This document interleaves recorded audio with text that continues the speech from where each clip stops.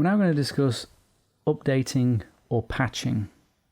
It's important to update all software, applications, firmware, operating systems, everything. An update or patch is simply a fix to a bug. When it's an update to a security bug, it's a security update. And it's the security updates that we care about most in terms of security. Updating your software is the most important thing you can do to remain safe online. If you do just one thing after this course, make it applying patches and applying them promptly. Updating your software is the most important thing you can do to remain safe online. I cannot repeat that enough. Although updating software is pretty simple, I'm going to go through it step by step deliberately for those people that are listening to the course who are not familiar with each step, because it is so vital that patching is kept up to date. Everything that you need to update, unfortunately, has different ways and different interfaces for each piece of software. So it's a bit of a pain to update, but we'll explore soon ways to actually make it a lot easier.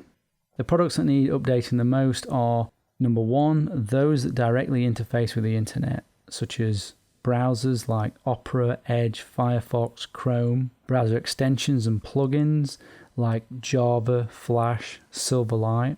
And if you use email applications like Outlook and Thunderbird, those are important. As these interact directly with the internet, they are the biggest attack vector.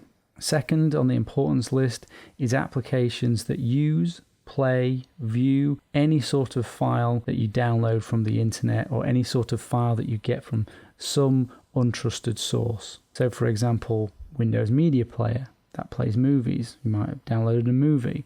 Adobe Reader, that views PDFs. You might have downloaded a PDF. Your image viewer for JPEGs, Excel, Word. These process the files they download, so they can be and are attack vectors. The example of macro viruses within Excel and Word. And third, the operating system. This is important because it maintains the core of your security, so that needs to be updated too.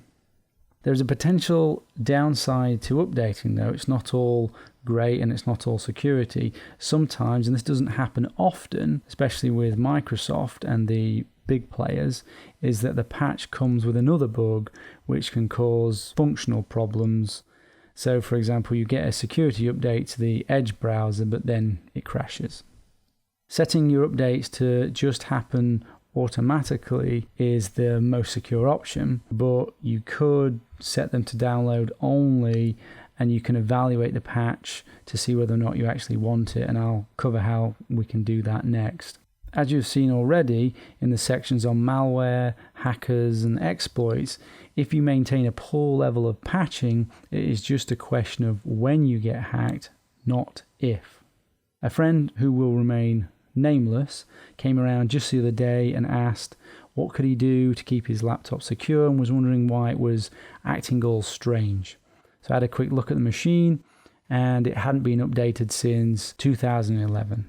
I told him, forget setting up security, you need to reinstall the operating system and start again. The machine is very, very likely to have picked up all sorts of undesirable passengers, so don't let that be you.